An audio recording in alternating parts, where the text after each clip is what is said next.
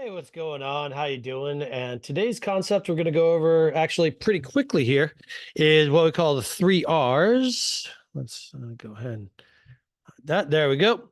So today's concept are the three R's to restorative training.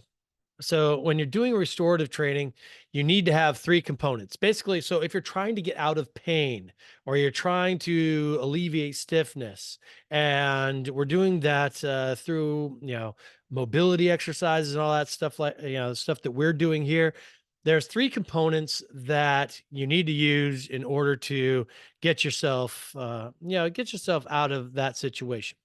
And so when you're doing restorative training, you need to have the three components that we call the three R's.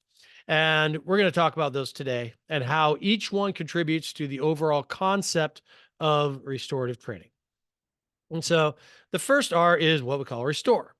And this is where you're likely to use a specialist to work with you on the table in alleviating some tissue restriction and helping to re engage lost musculature coordination and engagement patterns to return the body to balance.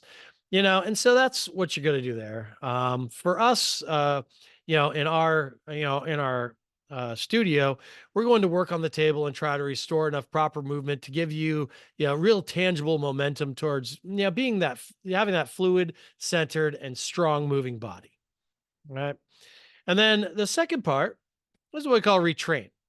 And this is where you need to learn those techniques and strategies that you're going to need to implement on a daily basis in order to develop yourself, in your posture, in your core, in your mobility, in stabilization, and really establish those coordinative patterns actively and all that kind of stuff.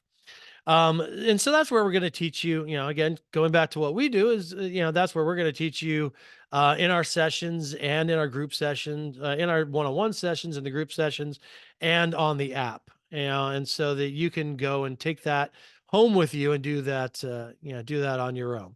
And so these are all excellent teaching tools and they complement each other very well.